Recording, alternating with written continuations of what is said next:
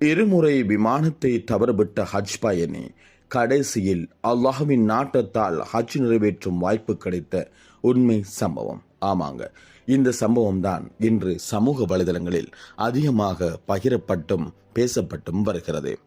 அதாவது, லிபியா அரசாங்கத்தின் மானிய ஹஜ் ஒதுக்கீட்டில் தேர்வான குறைந்த வருமான குடிமகன் அமீர் மன்சூரி அல் கடாபியின் கதைதான் இது.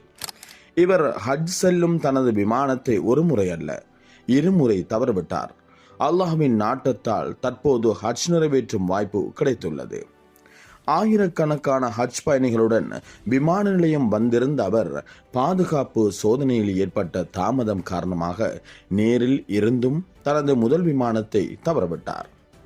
அப்போது விமான நிலைய அதிகாரிகள் அவரிடம் சொன்னார்கள், ஒருவேளை ஹஜ் உங்களுக்காக எழுதப்பட்டிருக்காமல் இருக்கலாம் என்று. ஆனால் அமீர் உறுதியுடன் பதிலளித்தார், என் நோக்கம் ஹஜ் செய்வதே, அல்லாஹ் விரும்பினால் நான் ஹஜ் செய்வேன் என்றார். அவர் சொன்ன அடுத்த சில நிமிடத்தில் சுப்ஹானல்லாஹ், அவர் தவறவிட்ட விமானம் இயந்திர கோளாறு ஏற்பட திரும்ப அதே விமான நிலையத்தில் தரையிறங்க வேண்டி இருந்தது. அந்த நேரத்தில் கூட விமானத்தில் இருந்த பைலட் அவருக்கு உள்ளே வர அனுமதிக்க மறுத்தார். விமானம் இரண்டாவது முறை அவரை விட்டுவிட்டு புறப்பட்டது.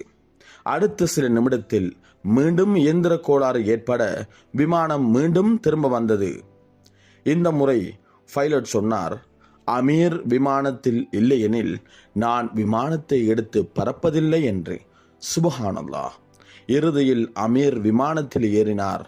அவர் மக்காவை சென்றடைந்தார். ஹஜ் கடமையை நிறைவேற்றும் பாக்கியம் அவருக்கு கிடைத்தது. ஏனெனில் உங்களுக்காக எழுதப்பட்டிருப்பது உலகமே அதற்கு எதிராக இருந்தாலும் அல்லாஹ் நாடினால் அது உங்களை வந்து சேரும் என்பதை அல்லாஹு தஆலா அமீருடைய விடயத்திலே அழகாக எடுத்துச் சொல்லியிருக்கின்றான். அல்ஹம்துலில்லாஹ்.